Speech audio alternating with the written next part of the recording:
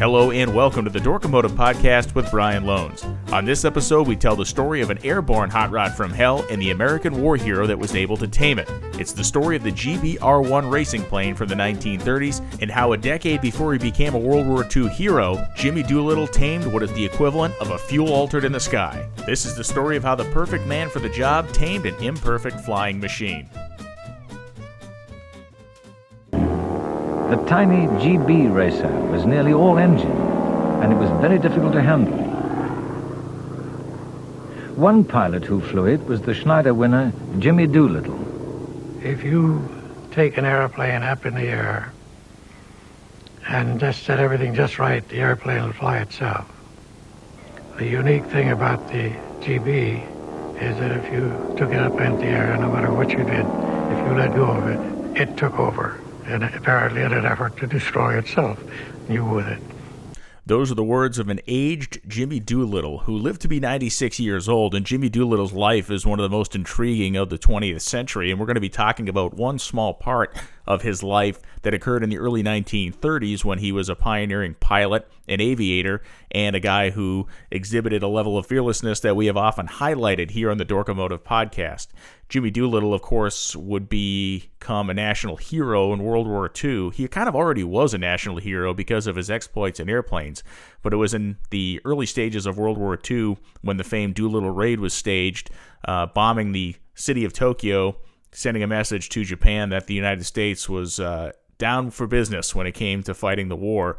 And it was a daring raid, a raid in which his planes only had enough fuel to make a one-way trip. They basically crash-landed all the planes in China. Some of the men made it, some didn't. Doolittle, of course, survived. And as that was one of the most harrowing experiences of his life, this is a guy who had kind of made a living on harrowing experiences. A brilliant man, an engineer, trained at MIT. We'll get into his background as we start telling this story about his role in flying one of the coolest, if not one of the most deadly airplanes ever designed, a machine known as the GBR-1. He did that in 1932, but we have to move back a little bit into the 1920s to set this story up, and we need to talk about what the GB stands for, what the GBR-1 was, and why airplanes were really the premier hot rods of the 1920s and 30s. We look back at the automotive industry and we look back at the age of the 1900s, the teens, and the early 20s, and we know that there were hundreds of manufacturers of cars in the United States. Basically, every medium and small-sized city had somebody making automobiles or had somebody making something for automobiles. In many ways, the same thing was going on in aviation, maybe not as in quite a grand scale, but it was happening all over the place. And there was a small company in Springfield, Massachusetts, known as the Granville Brothers Aircraft Company. They were located at Springfield Airport, which no longer exists. It's now a shopping center. But the Granville Brothers Aircraft Company began as an aircraft repair and maintenance facility, and the Granville Brothers decided that they could make more money if they were building airplanes as well. So the Granville Brothers began to build airplanes. They actually bought an old dance hall. Believe it or not, they started their operation. Their maintenance operation was in an airplane hangar, of course, at the airport, but their airplane construction business was inside of this dance hall in Springfield. And the Granville Brothers had some interesting ideas about how they were going to go about this business they were in. They were not really in the business or interested in making, pedestrian-style planes. They wanted to make race planes because airplane racing, much like auto racing, was the way that you grew your brand in this early part of the aviation industry. The fastest planes got the headlines got you sales, and the sales helped you to keep your company afloat. Founded in 1925, the Granville Brothers guys began building planes right about 1929. And we know that between 1929 and 1934, at the height of the Granville Brothers' success, it was the depths of the Depression in the United States. So it's even more kind of astonishing that these guys started an airplane manufacturing company when the economy of the United States and the world was so deep into the tank. The very first airplane these guys built was called the Model A, and it was a biplane. It's pretty fast. They built 9 of those over the course of the history of the company. They built about 24 planes total, but 9 of them were the Model A biplanes, and these Model A biplanes were able to kind of help buoy the company and financially back their racing efforts, at least for a time. One of the things we need to get right off the bat here is that out of the 24 planes that the Granville brothers constructed, 16 of them have been known to crash or have been recorded as to have crashed over the course of their life. Now, you can't necessarily blame them on this, and it's going to be a running theme through this story. We can't blame the Granville brothers for the 16 out of 24 crashes, at least all of them, because as these planes are so easy to acquire, and as people had the money to do it, the level of talent that was spread in the pool of pilots was pretty varied. So there was a lot of pilot error crashes that were made here because, frankly, anybody could walk in and buy an airplane if you had the money, and you didn't really have to have any sort of advanced licensing or training or anything. You could just kind of get in the thing and go out there and try to be a flying ace. So that means that crashes were not uncommon, and a lot of the crashes were due to pilot error and certainly inexperience. So by 1930, things are kind of getting tight for the Granville brothers. They, this short window in which they exist, they're making money, they're losing money. It is a tough business to keep people employed. The maintenance side of things is kind of falling off a little bit because the Great Depression is putting the clamp on a lot of the recreational flying that people have been doing and people will continue to do. This being said, they decide to really put their efforts behind building a racing airplane. And the first racing airplane that they decide to build, they have to find a pilot for it. And the pilot they end up finding is a talented guy named Lowell Bales. So Bales is a well-recognized pilot. He's kind of their house guy.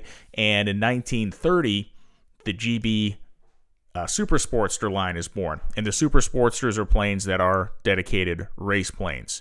And they finished the first one of these in 1931 to race at an event called the Thompson Trophy. Thompson Manufacturing would become a company known as TRW, and it became a massive industrial manufacturing conglomerate. But back in the early 30s, it was the Thompson Company, and they sponsored the Thompson Trophy, which was an air racing trophy given out at the air races in Cleveland, Ohio, the biggest ones in the country at this time. So they build this Super Sportster. They call it the Model Z. It has a 535 horsepower Pratt & Whitney engine. It's a single-wing airplane with a big radial engine up front, making 535 horsepower. And the plane went 267 miles an hour in 1931 at this Thompson Trophy race, setting top speed of the event and picking up $7,500 in prize money. The other thing it did was it actually won the pylon race itself. So not only did it get the top speed bonus, Lowell Bales flew this plane to a victory. Now, this is the type of publicity that the Granville brothers desperately needed. And Bales, talked pretty freely about the airplane and said it was not the easiest thing in the world to fly. It was kind of a radical design at the time. The plane was very squat. It was very narrow. It was not really built for ease of flying. You really had to know what you were doing behind the controls. So the 267 mile an hour speed kind of lured the Granville guys into this idea of grabbing the land plane speed record. So the land plane speed record and the seaplane speed record were two different things at this time. And seaplanes had always held the speed record for aircraft during this era of history. And the main reason is they could do things design-wise with a seaplane that you couldn't get away with on the ground because there weren't a lot of great airports yet. There weren't a lot of very long runways. So the seaplanes are always faster, but the land plane record was certainly a big thing to grab. So they say, okay, we're going to take this same plane, and the only thing we got to do here is just crank up the horsepower and pick up some speed. So they were only a few miles an hour off. They go back to Pratt & Whitney. They say, hey, we got this 535 horsepower radial, but you guys make that an engine called the Wasp Senior, which makes 750 horsepower. Now, this is a supercharged radial engine, 9-cylinder, and so Pratt & Whitney says, yeah, we'd love the publicity. Pratt & Whitney at this time is kind of a young up-and-coming company, so if they can they've already powered a Thompson Trophy winner. Now, if they can power the world's fastest land plane, this is going to be good for their business, and they're going to sell engines. So we have the Granville brothers decide to load her up and take the plane to Michigan. That's where they're going to complete these speed runs. They're going to be under the watchful eye of whatever the sanctioning body is at the time. They have the news cameras set up, and everything's good. So, very first run, Lowell Bales goes hauling through over 280 miles an hour, and everything looks really good. Unfortunately, They claim that he broke some sort of he had some sort of violation in this first run. They didn't count it. They refused to count it. And there was a lot of different factors when you set these speed records at the time. They didn't let you dive into it. You had to be on like a very kind of flat plane, and you had to be at maximum of 50 meters above the ground. Maximum. So you had to be at like 150 feet off the ground, which is a scary prospect in a Cessna, let alone a 800 horsepower plane with little stubby wings. It's very difficult to fly. So Bales lands the plane after this, and they say, hey, sorry, that didn't count. So they say, okay, so they reload the plane up, they fuel it back up again, and Bales goes back up in the air. Now, I mentioned that they refueled the plane. There is video of this incident, and, well, I'll let the audio tell the tale for itself. In 1931, Lowell Bales, a racing pilot, took one to challenge the speed record for land planes held by the French at 278 miles an hour.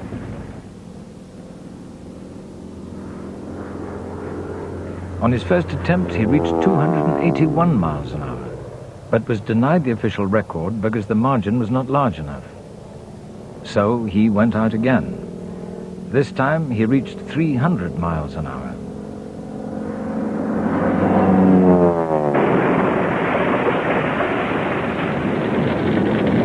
Bales was killed instantly. Not a good day for the Granville brothers, not a good day for Lowell Bales, of course. Very kind of crazy incident there. So what happened? What happened was when they refueled the airplane, this is an incredible story. They refueled the airplane, and unfortunately they failed to completely affix the cap of the fuel tank.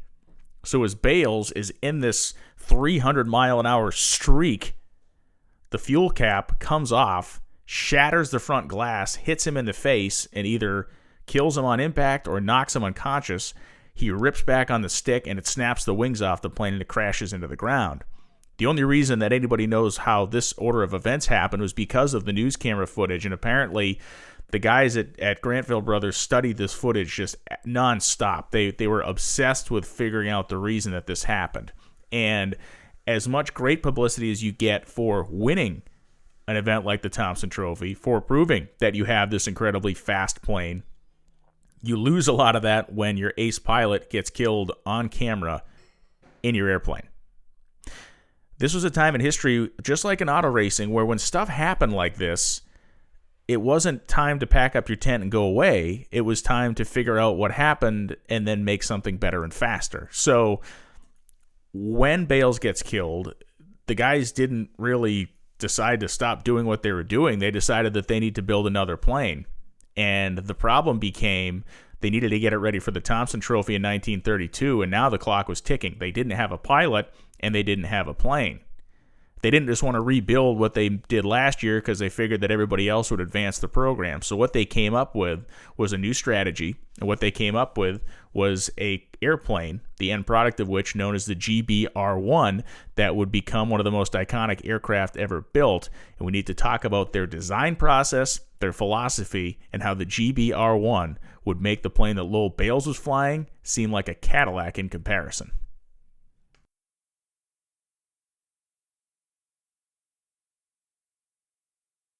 So the Granville Brothers Airplane Company had a couple of big things going for it.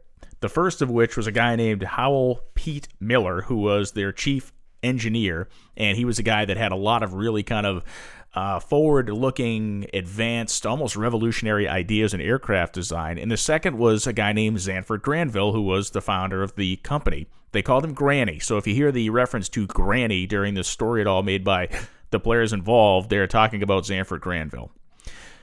The reason Granville is a great leader here is because he stays out of the way of Pete Miller. And when Miller kind of suggests certain things that other people may balk at or be scared of or be fearful of attempting, Granville encourages him and encourages his ideas. The big thing to think about here about 1932 is that, there's brilliance on both sides of this equation. You have a very small handful of pilots that could potentially fly this plane that's going to get built successfully, and you have a couple of people that only have the guts to even design and produce this thing. And the magic of this story is the fact that the 100% correct person found the 100% correct plane. So let's talk about this plane that gets designed. Miller was a young guy. He was not that far out of college when he started working on the GBR1.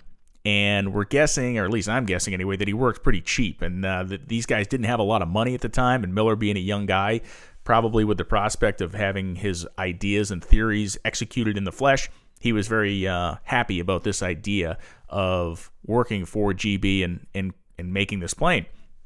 So the guys decided not just to build one plane, but two. They would build a GBR1 and a GBR2. And what's kind of backwards is the R1 was the more gnarly of the two. The GBR2 was designed to be a distance racer for an event called the Bendix Cup, which was a cross-country race. So that one had a slightly smaller engine and had a slightly different design. Generally the same, but slightly different to be more of a long-distance racer. But the R1 was basically the dragster of the two of them. It was designed for the short-style air races, and it was designed for maximum speed and horsepower. Once again, the guys go back to Pratt & Whitney and they say, hey, we just heard about this new R1340 radial that you came up with. How about we get one of those? This is an engine that Supercharged made somewhere in the neighborhood of 850 horsepower, and the Pratt & Whitney R130 or R1340 Wasp, 1,344 cubic inches of just awesomeness. It's a single-row, 9-cylinder radial engine. Has a 5.75-inch bore, 5.75-inch stroke.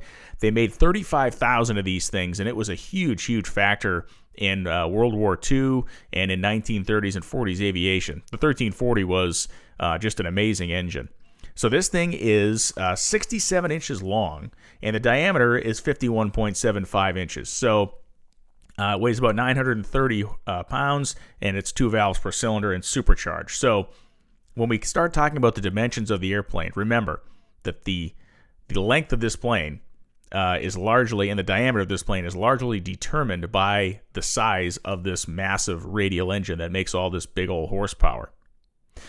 So when you see the side profile of the GBR1, and I do encourage you to look at the photos, go look at some photos and just GEEBEER1, you'll see the pictures of this stubby, short plane that is basically like Art Arfon's land speed car was a jet engine with 4 wheels. This is basically a giant radial engine with wings. And the basic design, which this sounds hilarious, but it's true, that this is one of the first racing planes that was ever designed in a wind tunnel. Right? I mean, you think it's just basic. You put a plane in the wind tunnel. Well, wind tunnel usage and wind tunnel, the understanding of a wind tunnel was something that in 1932 wasn't necessarily widely known. It wasn't widely used. A lot of guys just designed stuff on their own concepts, their own basic knowledge of what they thought was aerodynamic and good. Miller and Granny Granville go to NYU, and they work for 3 days with a quarter-scale model of this airplane in the wind tunnel.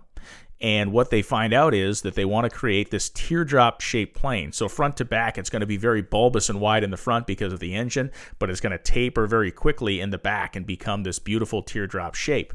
They're going to take the pilot's area and move him all the way back. He's going to have a very rearward-style seating position so he can see the pylons that he needs to fly around during the air races. He's also going to have very little visibility when he's navigating this plane on the ground. It's going to be very difficult to land this plane because you can't really see anything to the left and right of you or below you, of course, because of where you're sitting. Lastly, this plane is going to have very small, short wings. And the small, short wings, of course, you're trying to create speed. You're trying to minimize the drag on the plane as it goes through the air. And this all adds up to giant engine, very short airplane, very small wings add up to something that even these guys know is going to be very difficult to control. It's going to require the right pilot. This is, as I mentioned, an airborne fuel-altered because of the physical and physics level problems that it presents. The dimensions of the GBR1 airplane are as follows. The airplane is 17 feet 8 inches long. Entire length, 17 feet 8 inches. A 1973 Cadillac is 18.9 feet long. So this plane is shorter than a 1973 Cadillac. The entire wingspan is only 25 feet across. So the plane is 18 feet long, and it has these little stubby wings that are only 12.5 feet long, basically on either side, a little bit less than that. It sits 8 feet 2 inches high, and it weighs 1,840 pounds empty. It weighs 2415 loaded with fuel and has a maximum takeoff weight of 3,075 pounds all in. So, you don't have to be a rocket scientist to understand that this thing is going to be a handful. It has a flying range of 925 miles. It can go 2.14 hours at full throttle before the tank runs dry, or it can go 3.65 hours at cruising speed before the tank runs out. The plane is going to be constructed of the materials of the time. It's going to be made out of things like wood and some aluminum and some cloth, and it is incredible to think what these airplanes were made out of. And again, weight is a factor. Weight is a concern. Minimizing the mass, using the lightest possible materials that they can find, the most aerodynamic materials that they can form and shape, and they have to build this thing on a budget. So not only is it a wild design and dangerous to fly, it is also made with very rudimentary parts and pieces. It's very well thought out in terms of how it's going to go fast, but as far as usability and safety, well, those things took not just a backseat, those things were in a trailer or a caboose on the end of a very long train. Who is the guy that's going to fly this thing, and how is he chosen to fly it? Believe it or not, Jimmy Doolittle got this job because of a plane crash. Let's talk about that next.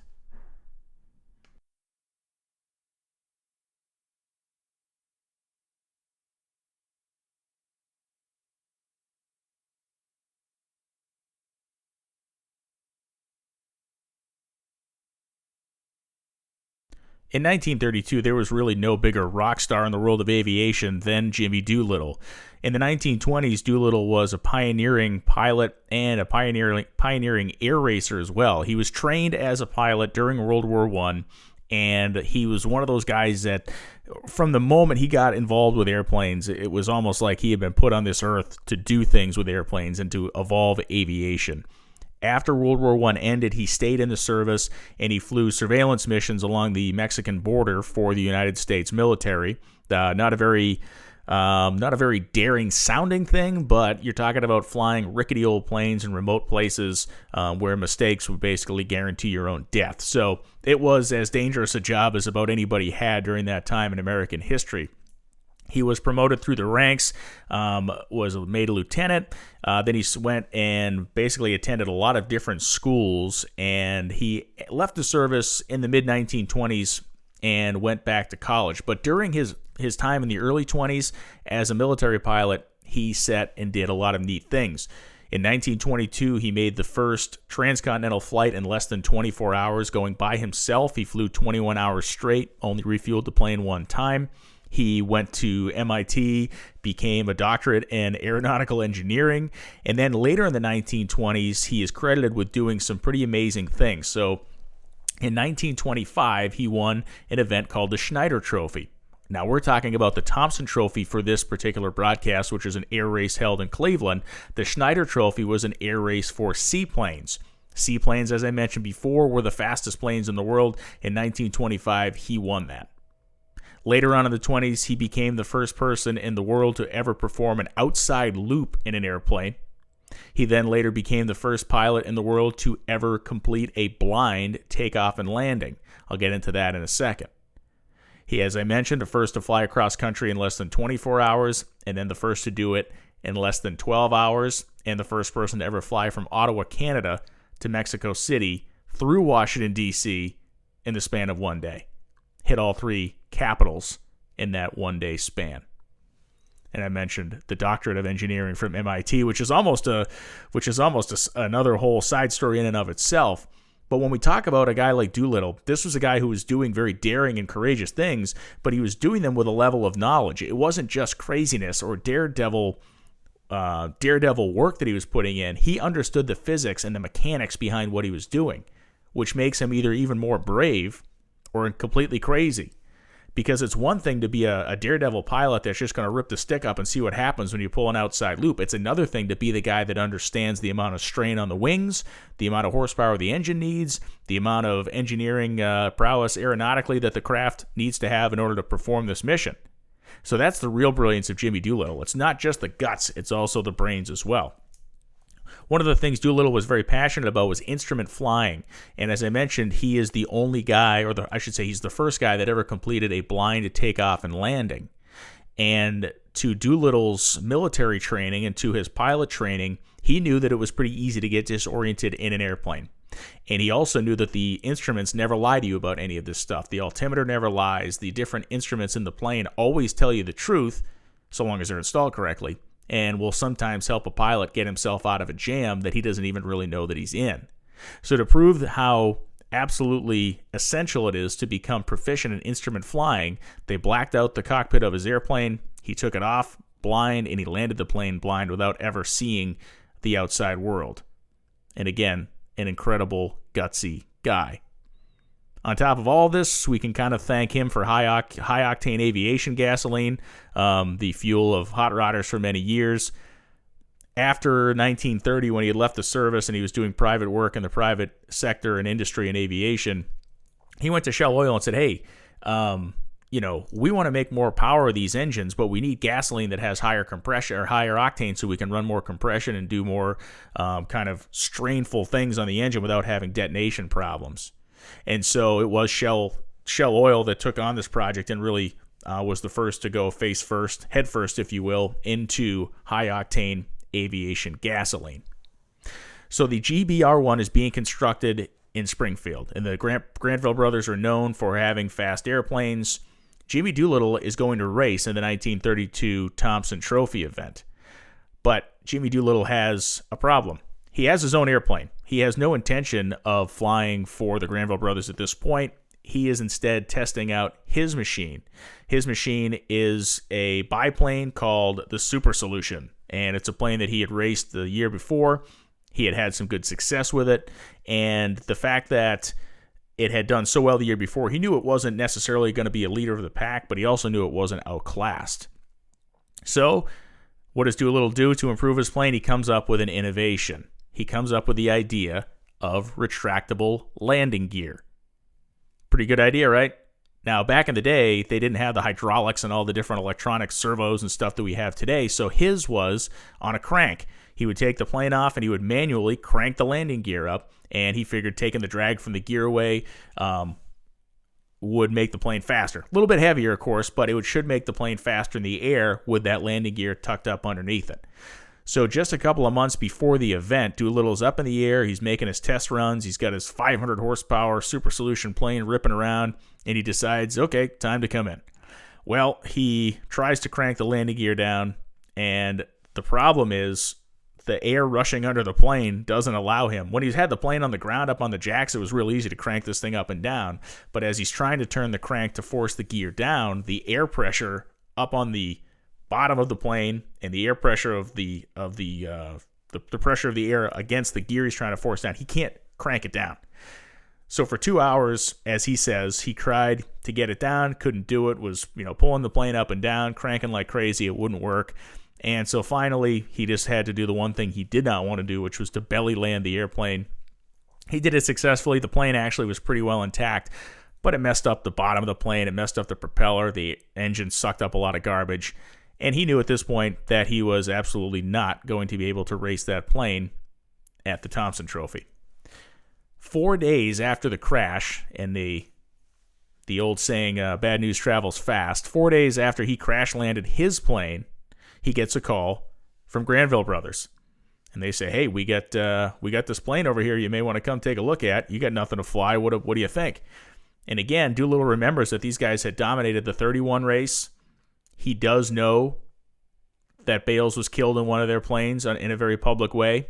He does understand, after things being explained to him and shown different footage, that the accident was not necessarily a failure of the airplane itself structurally. It was basically a one-off freak accident. So he flies to Springfield, Massachusetts, and he goes to take a look at the airplane. And as the Granville brothers roll this plane out in front of him, Jimmy Doolittle is standing there looking things over, and the plane's beautiful. It's red and white, has a scallop paint job on the front of it. It just looks really, really cool. And Doolittle's nervous looking at this thing. The plane had been dubbed the Flying Silo by the aviation press because of its big blunt front end. It has those little tiny wings, and it is a more stripped down version of the plane that killed Bayless with a lot more horsepower. just looking at the plane, Doolittle knew that it was going to be a very difficult plane to fly. And there was one test flight of this plane made before Doolittle saw it or got into it, made by a guy named Russell Boardman, who was another well-respected distance flyer. A guy that certainly Doolittle would have had respect for Russell Boardman because of his accomplishments. And so basically, Boardman had kind of described it back as being it, quote-unquote, extremely hot to handle. And it was a very quick flight that Boardman had taken and had enough fun in that plane, put it on the ground and said, yeah, this thing's a whole lot to deal with. So as Doolittle looks at the plane, he describes it as all engine with minuscule wings and a bomb-like fuselage. That was his kind of scientific description. He gets in the plane after looking things over, checks it out, flies up in the air. Jimmy Doolittle makes a couple of circles of the Springfield airport, and then off he goes. To where? Jimmy Doolittle flew the plane straight to Cleveland. He got in it, liked the way it felt, and didn't wait around. He flew the plane from Springfield, Massachusetts to Cleveland in less than 2 hours, and he sent back a telegram to the Granville brothers and said, landed in Cleveland okay, Jim. So they're in the Thompson Trophy races now, and Jim Doolittle flew the plane straight from there. Pretty amazing stuff that he was so comfortable so quickly in this machine that was so dangerous. Not only was the plane dangerous, it had also become famous at this point because of all the press it had gotten, because of the Bale's death and then the understanding that they were going to build something even crazier and faster, and the fact that Doolittle's going to fly it. This was big news. Listen to this audio from the 1932 Thompson races as Mr. Jim Doolittle himself, as a young man, describes the airplane and what he plans to do with it. Course would be Jimmy Doolittle, whose own Laird Super Solution biplane was out of action with landing gear problems. The high speed is expected to be in the vicinity of 300 miles an hour. The landing speed about 90. In spite of the high speed range and the high speed of the plane, it handles very well in the air and on the ground. The barographs have been installed, and in the next few minutes we expect to make an attempt on the world speed record. Ah, yes, make an attempt on the world speed record. That's the good stuff, right? The Thompson races were broken into a couple of parts, and the day before the main event, which was the actual planes racing in a giant 10-mile circle around some floating pylons, was the Shell Speed Dash. And we know that Doolittle had a relationship with Shell already because of the high-octane gasoline that he worked with the company kind of pushing them to develop. The other thing he wanted to do was collect the money from the Shell Speed Dash, and this was a very simple proposition. It was basically like a time trial at a drag strip. You circled around, you followed the rules in terms of not diving, just like we talked about with the low bales crash, and then you just put that thing on the deck and you hauled as much ass as you could at a very low altitude to try to set the land speed or the land airplane speed record. Again, you had seaplane speed record and the land airplane speed record. How did he do? Listen to this. Watching a real show today, starting with Jimmy Doolittle, the human bullet. A new record, 293 miles an hour.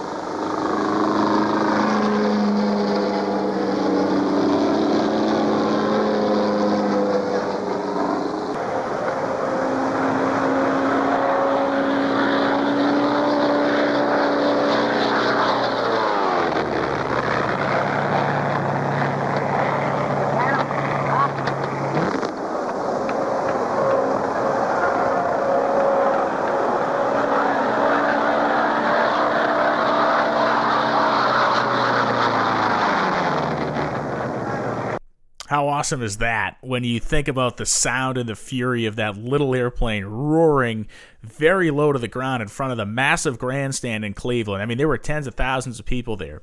And what those people were seeing is the fastest, at the time, was the fastest land-based object ever built. There wasn't a car, there wasn't a train, there wasn't any object that lived on Earth, on land, not a seaplane, because those were faster, but in terms of the people in that grandstand, they were seeing the fastest thing man had ever built that was terrestrially based, right? Not on the ocean. We're talking terra firma-based airplane that was going just under 300 miles an hour, and Jimmy Doolittle was confidently at the controls. Now, he may have been confidently at the controls, but as we hear Jimmy tell us in this audio from way back, now this audio, I believe, was made somewhere in the 1960s, early 70s, but this is Jimmy Doolittle in his own words talking about flying at the 1932 Thompson Trophy races. The audio you heard at the very start of the show was Doolittle as a very old man. This is a younger Jimmy Doolittle remembering his adventure in Cleveland in 1932. By 1932, the National Air Races had become one of the nation's leading sporting events. The crowds were enormous. Spectators always enjoyed acrobatics and wing walking, but what they really came to see were the races, particularly the Thompson Trophy Classic. Crowds watching a real show today, starting with Jimmy Doolittle, the human bullet. I won that one in 1932, averaging over 250 miles per hour in the GBR-1. It was the most unforgiving airplane I ever flew. You had to fly it all the time. I love that clip of Doolittle, how he talks about how unforgiving the plane was, just in the same way he talked about it as an older man at the very beginning of the show. One of the things I have not mentioned yet is during a practice flight when Jimmy Doolittle had flown this plane from Springfield to Cleveland, he then spent some time just making practice flights with it in the days and weeks leading up to the Thompson Trophy. And during one of those flights, he was kind of testing the stability of the airplane, and he was at a pretty good altitude. If he had been down low, we'd be talking about Jimmy Doolittle dying in this plane, as we will talk about other people having that problem a little bit later on. But Doolittle was at a fairly high altitude and for a moment kind of let up his concentration, and the plane immediately went into two snap barrel rolls, and he was able to save it before it augured into the ground. So Doolittle from that moment forward knew exactly what he was dealing with here, and that was a plane that if you gave up your concentration for even a moment's time would kill you. And as he mentioned in that quote to start the show, it would try to destroy itself and you with it. Understanding the fact that this thing is now the fastest land-based object on Earth, it has wowed the crowds at the Thompson Trophy. It has won the Shell Speed Dash. It is now time for race day, and we kind of don't even have to go into a lot of the detail here because the long story short is that he just kicked everybody's ass. I mean, this was not much of a contest. You had some of the planes were capable of running like 260 miles an hour, maybe. Doolittle qualifies this plane 25 miles an hour faster than the year before. He's qualifying the speed somewhere in the 280 zone after he makes that speed run the day before at 293. So, the speed run was just an absolute head-on run, whereas this race is a 10-mile circle around these floating pylons. So he has so much power. We mentioned the second GB, the R2 that was built. It has less horsepower than the R1, so it's not as fast. But over the course of the race, Doolittle just absolutely runs away from everybody, laps basically the entire field except for maybe one other plane. And one of the things that's very interesting is something that happens during this race that basically brings an end to the racing career of Jimmy Doolittle. During the event, of course, Doolittle's family is there watching, and air racing is a very dangerous profession, much like auto racing, but I would say even worse at this time in history, if that's possible. So as he's winning this race and just running away from everybody, rocking and rolling, all of a sudden a black trail of smoke begins appearing from the back of the plane. Now, what this is a carburetor adjustment problem. The plane had backfired when they went to start it before the event. It did fire up and run, but when the plane backfired, it knocked one of the carburetors out of adjustment, or it knocked the carburetor out of adjustment. So the plane was basically running pig rich, and that is why people started to see the black smoke trailing behind the plane. Newspaper reporters of the time found Doolittle's wife and kids and basically sat there and asked them a bunch of questions and took a bunch of photos of them with the expectation that Doolittle was probably going to crash and die in front of everybody in this crowd. It sounds awful, and because it is. So the newspaper reporters are, do you think he's going to make it? Do you think he's going to live? They're talking to his kids, asking his kids questions this way. And obviously, by the time the race is over, his whole family is like distraught, and he is furious at what's happened once his wife and his kids tell him the story about what this coverage was like. So after the race, very shortly after the race, he says that he's retiring from air racing, which he does. He never races again. And one of the quotes that he gives to the newspaper about air racing is, "I've yet to hear anyone engaged in this line of work dying of old age." So it was, a recognition of the fact that, hey, this is probably unnecessary risks I need to take in my life. But he was also disgusted by the way his family was treated during that Thompson Trophy race, and he decided that he did not want to subject them to that anymore. We talk about, and we've heard Doolittle say in his own words about how difficult this airplane was to fly. And that is what he said, privately at the time. He definitely talked to the Granville brothers about how, skittish and dangerous and crazy the plane was. But he was a man of honor and a man of tact, let's say. So he never mentioned any of the difficulties of this airplane publicly. He wanted to help the Granville brothers, and certainly by winning the race, he did that. And if he then went on and said, well, geez, yeah, I won the race, but the plane tried to kill me the whole time, that would not do a whole lot for their business. And understanding the position they were in and needing to garner this good publicity to save their company, he basically played along. He played the company line. He would be quoted in the newspaper saying such complimentary things as, she's the finest ship I've ever flown. She's perfect in every respect, and the motor is just as good as it was a week ago. It never missed a beat and has lots of good stuff in it yet. I think this proves the Granville brothers in Springfield, Massachusetts build the very best speed ships in America today. So, hey, that sounds like he was flying that thing with a ham sandwich in one of his hands. That he wasn't necessarily fighting for his life up there, but the fact that this little high horsepower, short-winged hot rod of the air was something fun to fly, and it was great, and it was one of the finest planes built in the country. And it goes even further than that, because after the race, he sent a really nice telegram to Granny Granville and the team up in Springfield, Massachusetts. Let's hear him read it in his own words. Dear Granny, just a note to tell you that the Big GB functioned perfectly in both the Thompson Trophy and the Shell Speed Dash. With sincere best wishes for your continued success, I am as forever, Jim. With this win and picking up the speed record in the airplane, Jimmy Doolittle established himself as, I would argue, the premier aviator in the world. There were three major honors that you could win as a pilot during this time, and they were the Thompson Trophy. He clicked that one off in 1932. The Bendix Trophy, which he had won previously, that is the record for the cross-country race style event. And there was the Schneider Trophy, which was a seaplane speed and performance mark trophy as well.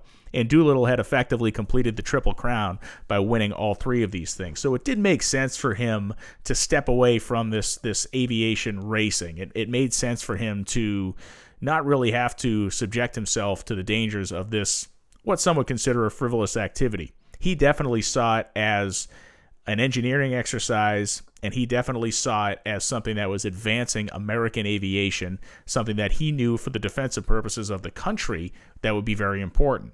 And to put a little bit of a pinpoint on the Thompson Trophy races, the history of that event is very interesting. It ran from 1929 to 1961. It was not contested in 1940, 41, 42, 43, 44, or 45. Of course, that is the era of World War II.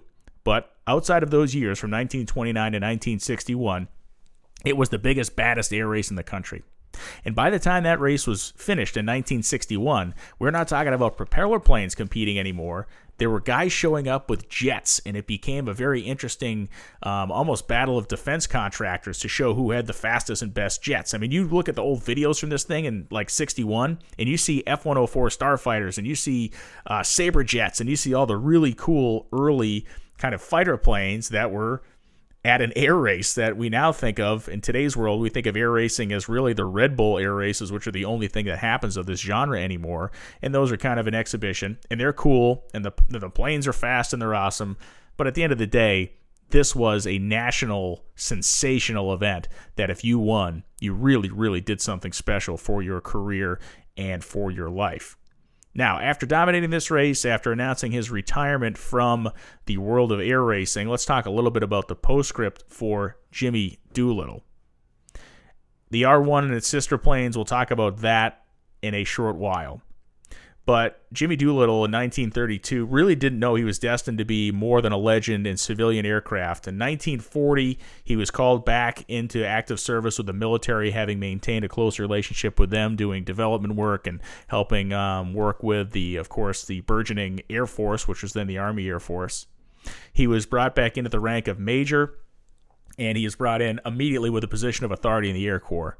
And his first job was to change automotive factories from automotive production to airplane production. That was his kind of specialty at that time. As an engineer, as a leader and a thinker, he was put on top of that task. In 1942, Doolittle was promoted to lieutenant colonel and given the immediate assignment to bomb Japan. He planned it, and then he volunteered to lead it. This is the kind of guy he was. He wasn't just going to sit at a table and develop a plan to send 16 bombers into oblivion and drop bombs on Tokyo. If he was going to make the plan, he was going to ride with the plan, and he was going to suffer or experience its consequences or triumphs firsthand. He was not going to lead from the rear. His plan is executed. 16 B-25 bombers leave the USS Hornet. They all drop their ordnance on Japanese cities, and they head to China. Some of the crews were captured and killed by the Japanese, but the majority, including Jimmy Doolittle and his crew, were aided by friendly people they found in China, and they lived. It was a raid that didn't really cause a lot of damage in Tokyo. You know, 16 planes dropping bombs, which is a scary and terrifying thought, but it's not something that brings a city to its knees. The one thing it did, though, was show Japan that the United States was ready, willing, and able to defend itself, and it sent a very chilling message to the government of Japan and the populace that we were not going to take this laying down. Secondarily, it was a giant morale boost to the United States and the armed services that we finally kind of landed a sucker punch back after what had happened at Pearl Harbor. Jimmy Doolittle lived to be 96 years old. He died in 1993.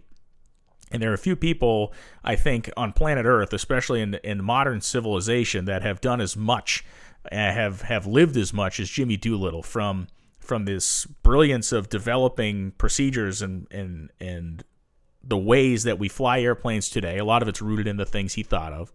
The mechanical changes that he made, the engineering improvements that he made in aircraft, those are all things. The wartime achievements, the scientific achievements, the engineering stuff. I mean, this guy had a hand in everything, and he was a fearless racer as well. It doesn't get any better than that. He took that path to go into what I would consider a very rare air of legendary Americans and people that have done legendary things for our country. On the second side of this story is what happens to Granville Brothers aircraft and what happens to their airplanes. This is, unfortunately, not as good a story. The two planes, the R1 and the R2, suffer small crashes over the fairly short time following the 1932 Thompson races. And the R1 is altered a little bit, changed, lengthened the fuselage by 18 inches, just some slight alterations made, likely on the recommendation of Doolittle in terms of making the plane work better. In 1933, Russell Boardman, who had made one of the initial test flights of the R1, is flying the plane at the Bendix Trophy event. He makes a fueling stop at Indy. He loads the plane up. He takes off, pulls up on the stick. The plane stalls and then augers itself into the ground, killing Boardman and wrecking the majority of the plane. That leaves the R2. The R2 is also involved in a minor accident. The pilot's able to walk away from that one, but the plane has had damage.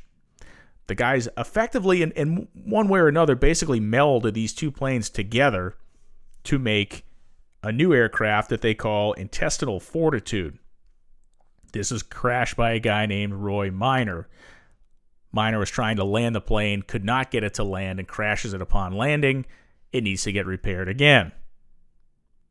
This plane has been crashed in one way or another now 4 times, maybe more than that. So next, the plane is fixed and it is sold to a guy named Cecil Allen. And Allen decides, as much as he likes this plane, he needs to do some things to make it more competitive for the Bendix races and these planes that have been faster in a long distance than this modified hybrid R1-R2. So what Allen decides to do is to modify the fuel tanks. He makes them larger and he moves them inside the fuselage against the very strong recommendations of both Granville and Pete Miller. They say, please don't do this. The plane is not going to be any easier to fly. In fact, you're probably going to make a bad thing worse if you change where the fuel tanks are. Allen goes ahead with his plan. He is crashed and killed when trying to take off with a couple tanks of fuel effectively on the very first flight he made after altering the plane. It gets worse from here. In 1934, Granny Granville is delivering a Sportster plane to a customer. He crashes the plane and is killed when trying to land it. The big problem and the sad thing is here for the Granville brothers is that history shows that they build a lot of airplanes that kill a lot of people. And it is factual. You can't really argue around the fact that their stuff had a pretty high crash and death rate inside of it, especially these high-performance race planes. But I can't really hold that too far against them. The people that bought these planes, the people that flew these planes, were of the mindset and of the nature that they could conquer and they could handle anything. The reality is one guy could basically conquer and handle anything, and his name was Jimmy Doolittle. And that's what makes this particular story to me so special. It is the intersection of the perfect airplane for the perfect guy. It is an imperfect airplane in so many ways, but when the perfect guy is placed in an imperfect machine, that's when the magic happens. In this case, that guy was one of the best pilots who has ever lived, and that thing was one of the most unforgiving high-performance airplanes ever designed. The basic ideas and principles behind the GBR-1 and R-2 were used in different aircraft through history, but with much less dramatic, to a much less dramatic level. Those tiny wings that were made at the minimum size to basically have the thing airworthy, well, you could make them a little bit bigger, and yeah, you'd give up some speed, but you'd have the best of both worlds in some sense. You'd have a little more control without giving up that much more speed. The GBR-1 and R-2 and the GB Sportster, Super Sportster airplanes were ahead of their time for both the talent of most pilots and for the technology used to build them. If you look at a Wildcat or a Bearcat or a Hellcat airplane from World War II, you will see many of the basic design elements of a GBR-1 and R-2 put into that form. They're a little longer, they have more wing, they have more horsepower. But overall, those planes are more balanced, and those planes allow pilots that don't have to be on the knife edge every second of every day to perform the duties they needed to perform in war. Many of those ideas came to light a lot earlier than they would have because of the Granville brothers, because of the attention that they got, and because of the performance that their airplanes wrought. Unfortunately, Jimmy Doolittle was the only guy that really could tell the actual story of the GBR-1 and R-2. And to his great credit, as the honorable man that he was, he admitted the fact that this was a plane that was not built for everybody. In fact, it was a plane that was basically built for one guy, and that was him. And this concludes the story of the GBR-1 and R-2, the airborne hot rod from hell that was tamed by a true American hero. I'm going to leave you with one last piece of audio here, and this is the GBR-1 with Jimmy Doolittle at the tiller, making a victory lap at a very low altitude in front of the massive grandstand at the 1932 Thompson Air Races. A moment of triumph and a moment of unbelievable speed witnessed by tens of thousands of people as this 9-cylinder Pratt & Whitney engine, supercharged as it was, making over 850 horsepower, salutes the crowd and salutes the world of aviation with its beautiful thunder. Doolittle marked his victory with a low pass at full throttle across the finish line.